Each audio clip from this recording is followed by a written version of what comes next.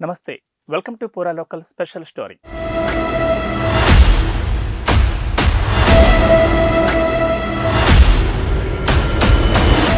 దేశ న్యాయ వ్యవస్థలో బ్రిటిష్ వలస పాలన కాలం నాటి నుంచి ఉన్న 3 క్రిమినల్ చట్టాల స్థానంలో కొత్తగా తెచ్చిన చట్టాలు జూలై 1 నుంచి అమల్లోకి వస్తాయని కేంద్ర ప్రభుత్వం ప్రకటించింది.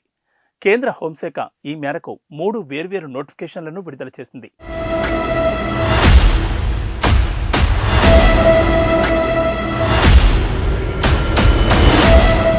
ట్రక్కు డ్రైవర్ల ఆందోళన నేపథ్యంలో హిట్ అండ్ రన్ నిబంధన అమలును మాత్రం ప్రస్తుతానికి వాయిదా వేసినట్లు కేంద్రం స్పష్టం చేసింది.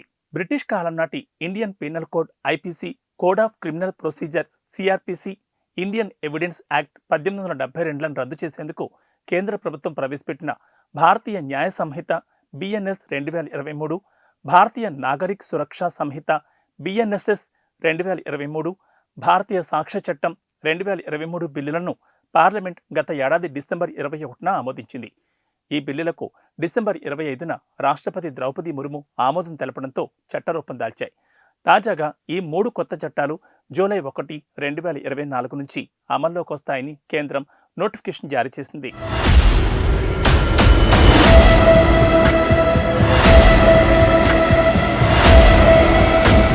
కొత్తగా తెచ్చిన భారతీయ న్యాయ సంహితలోని సెక్షన్ 106 సబ్సెక్షన్ 2 ప్రకారం వెహికల్స్, ట్రక్కుల డ్రైవర్లు యాక్సిడెంట్ చేసి వ్యక్తుల మరణానికి కారణమైతే కఠినమైన శిక్ష విధించాలని పేర్కొన్నారు.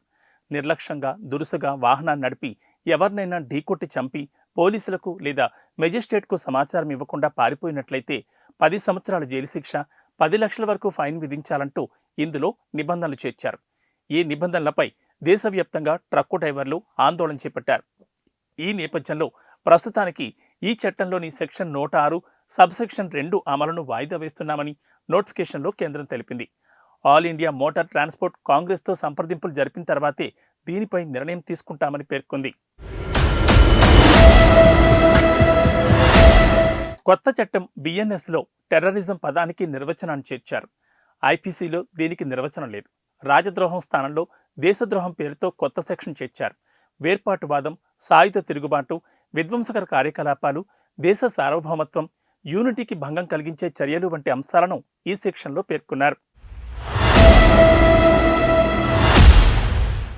భారతీయ పౌరులు ఎవరైనా ఉద్దేశపూర్వకంగా మాటలు లేదా చేతలు లేదా రాతపూర్వకంగా లేదా సంజ్ఞల ద్వారా లేదా కంటికి కనిపించేలా లేదా ఎలక్ట్రానిక్ కమ్యూనికేషన్ ద్వారా లేదా ఆర్థిక తోడ్పాటు ద్వారా వేర్పాటువాదాన్ని ప్రోత్సహించేలా వ్యవహరిస్తే దానిని దేశద్రోహం కింద పరిగణిస్తారు. పాత చట్టంలోని రాజద్రోహ సెక్షన్ కింద నేరం రుజువైతే 3 ఏళ్ల జైలు శిక్ష విధించే అవకాశం ఉండగా, కొత్త చట్టం కింద నేరం రుజువైతే 7 సంవత్సరాల జైలు శిక్ష నుంచి గరిష్టంగా జీవిత ఖైదు, ఫైన్ విధించవచ్చు. భారతీయ పౌరుడు ఎవరైనా దేశం వెలుపల నుంచి ఈ సెక్షన్ కింద నేరానికి పాల్పడినా దోషిగా పరిగణించాలని చట్టంలో తెలిపారు.